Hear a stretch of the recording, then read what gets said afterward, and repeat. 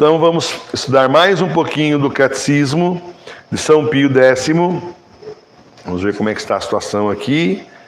A gente vai aqui, capítulo 5, do 4º artigo do Credo, que nos ensina o 4º artigo do Credo: padeceu sob o poder de Pôncio Pilatos, foi crucificado, morto e sepultado. O 4º artigo do Credo nos ensina que Jesus Cristo, para remir o mundo com o seu precioso sangue, padeceu sob Pôncio Pilatos, governador da Judéia, e morreu no madeiro da cruz, da qual foi descido e no fim sepultado. O que quer dizer a palavra padeceu? A palavra padeceu exprime todos os sofrimentos suportados por Jesus Cristo na sua paixão. Padeceu Jesus Cristo enquanto Deus ou enquanto homem? Jesus Cristo padeceu enquanto homem somente, porque enquanto Deus não podia padecer nem morrer. Que espécie de suplício era o da cruz? Que espécie de suplício era o da cruz?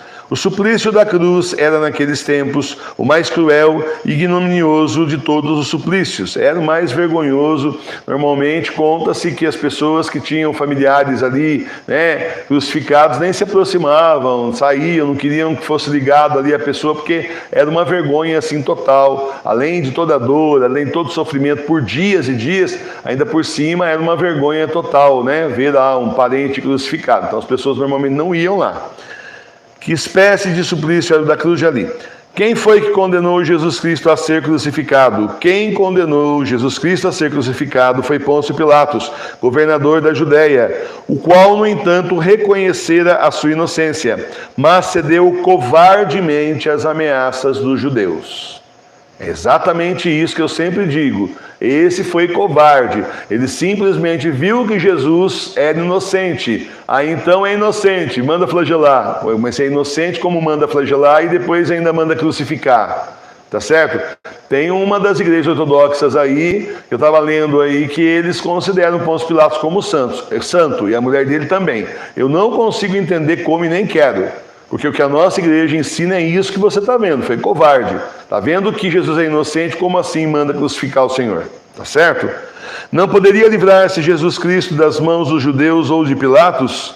Sim, Jesus podia se livrar das mãos dos judeus ou de Pilatos, mas conhecendo que a vontade do eterno Pai era que ele padecesse e morresse pela nossa salvação, se submeteu voluntariamente e até saiu ao encontro dos seus inimigos e se deixou espontaneamente prender e conduzir à morte. Estava cumprindo a vontade de Deus. Vítima uma vez por todas, uma vez por todos. Então, a vítima que pagou por todos os nossos pecados para sempre. Então, para todas as gerações que acreditassem nele e viessem depois. Foi feito, como diz São Paulo, o sacrifício uma vez por todas. Onde foi crucificado Jesus? Jesus foi crucificado no Monte Calvário, também chamado Gólgota. Que fez Jesus Cristo na cruz? Jesus Cristo orou pelos seus inimigos, deu por mãe ao discípulo São João e na pessoa dele a todos nós, a sua mesma mãe Maria Santíssima, ofereceu a sua morte em sacrifício e satisfez a justiça de Deus pelos pecados dos homens. Não bastaria que viesse um anjo satisfazer por nós? Não bastava que viesse um anjo satisfazer por nós, porque a ofensa feita a Deus pelo pecado era, sob certo aspecto, infinita. E para satisfazê-la requeria-se uma pessoa que tivesse merecimento infinito. Para satisfazer a justiça divina, era necessário que Jesus Cristo fosse Deus e homem ao mesmo tempo? Sim, era necessário que Jesus Cristo fosse homem para poder padecer e morrer, e era necessário que fosse Deus para que seus sofrimentos fossem de valor infinito. Por que razão era necessário que os merecimentos de Jesus fossem de valor infinito? Era necessário que os merecimentos de Jesus fossem de valor infinito, porque a majestade de Deus, ofendida pelo pecado, é infinita. Era necessário que Jesus Cristo padecesse tanto? Não era absolutamente necessário que Jesus padecesse tanto, porque o menor dos seus sofrimentos bastaria para a nossa redenção, pois cada um dos seus atos era de valor infinito. Por que então Jesus quis sofrer tanto? Jesus quis sofrer tanto para satisfazer mais abundantemente a justiça divina, para nos mostrar mais claramente o seu amor e para nos inspirar maior horror ao pecado. Aconteceram prodígios quando da morte de Jesus? Sim, quando da morte de Jesus se obscureceu o sol, tremeu a terra, abriram-se algumas sepulturas e muitos mortos ressuscitaram. Onde foi sepultado o corpo de Jesus Cristo? O corpo de Jesus foi sepultado num túmulo novo, escavado na rocha do monte, pouco adiante do lugar onde ele fora crucificado. Inclusive, quando Jesus morreu, rasgou-se o véu do templo de cima a baixo, mostrando ali a ruptura que tinha acabado de haver, né? Entre ali os judeus que não acreditaram nele e o povo da nova e eterna aliança. Ou o povo da antiga aliança para trás, e aí então vem o povo da nova e eterna aliança, a Santa Igreja. Muito bom. Na morte de Jesus Cristo, a divindade separou-se do corpo e da alma.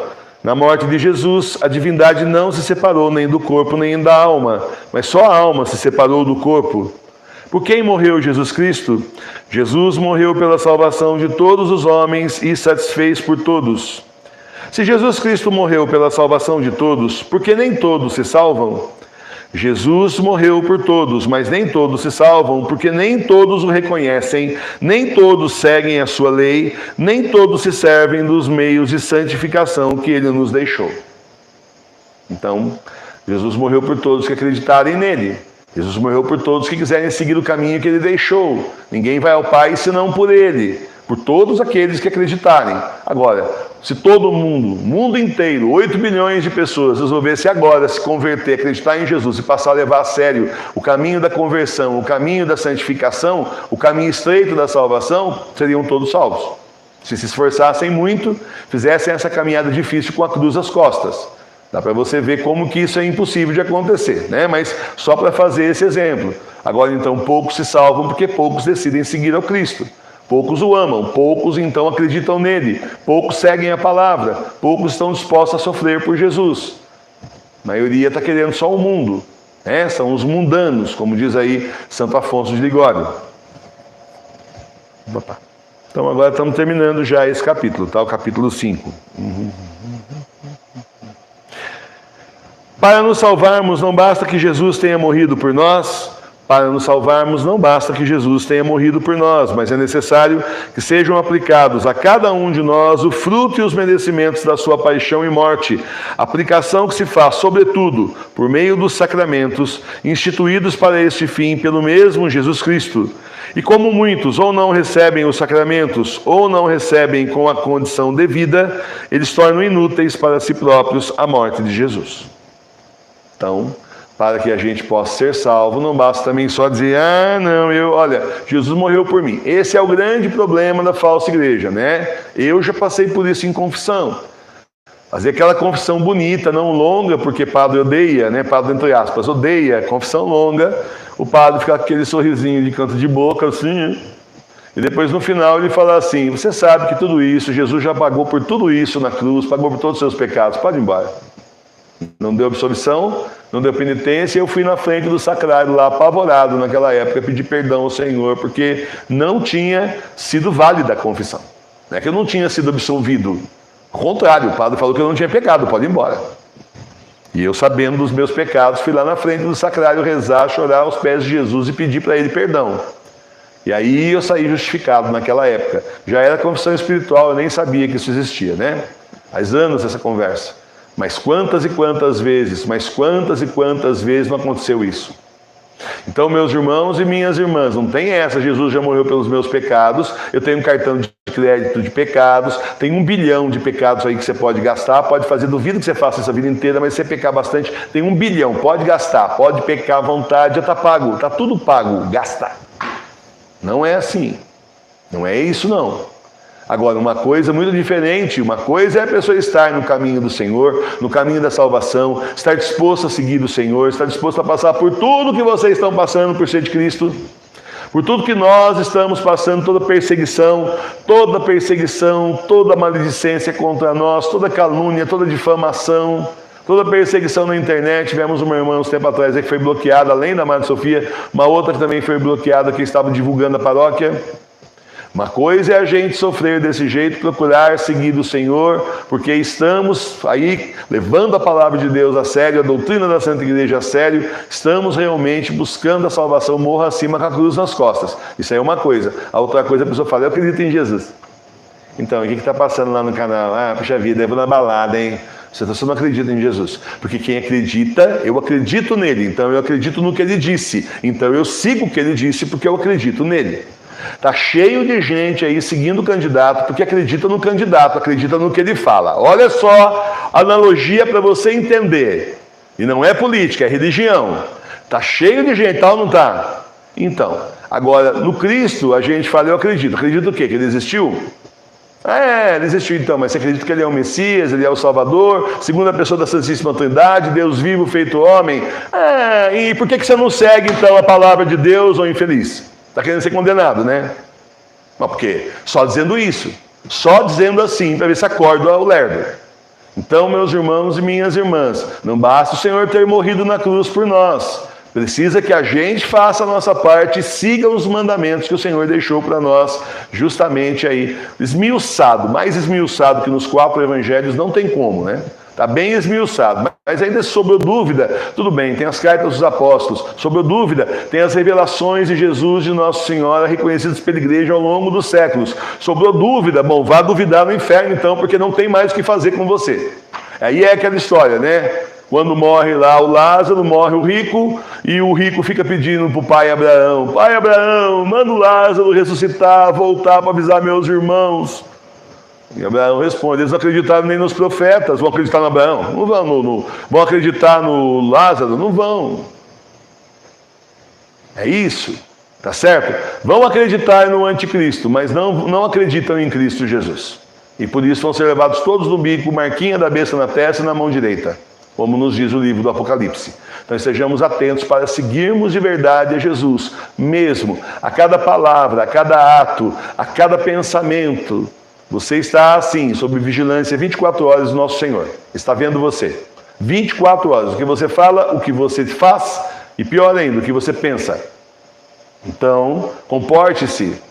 Procure seguir ao Senhor. Não é fácil, mas tenta ao máximo que você puder. Sede perfeito como o vosso Pai que está no céu é perfeito. Isso é impossível. Tenta. O Senhor mandou fazer. Tenta ao máximo. Pelo menos você tentou. O Senhor está vendo. Está difícil, mas está tentando. É isso aí. Tem um mérito de você tentar. Tá bom? Louvado seja o nosso Senhor Jesus Cristo. Para sempre seja louvado. Não cair nessa conversa, essa gente não, gente. Cair nessa conversa, esse pessoal que seus pecados estão tudo pagos já, pode gastar. Não cai separado e fake. Esse que é o negócio. A gente avisa. Quem avisa, amigo mas tem gente que ainda vai na falsa igreja. Eu preciso tanto da Eucaristia, então, né? Que bom, né? Todo mundo precisa tanto da comunhão, não é mesmo? Só que lá não tem mais, tipo assim, né? Acordou para a vida? Não tem mais lá. Está agora na comunhão espiritual nas igrejas domésticas, que é aprovada pelo Concílio de Trento, que foi um dos concílios mais, assim, rigorosíssimos que nós tivemos na história da igreja. Se não foi o mais, foi um dos mais, está entre os mais, né? Os mais. Aprovado lá. Vários santos e santas que fizeram comunhão espiritual. Do que é que nós estamos reclamando? O Senhor não nos deixou sozinho. O Senhor disse que a igreja não seria vencida pelo diabo, que as portas do inferno não poderiam contra ela, e prometeu estar conosco até o fim dos tempos. Tudo se cumprindo, todas as promessas, uma por uma. Certo?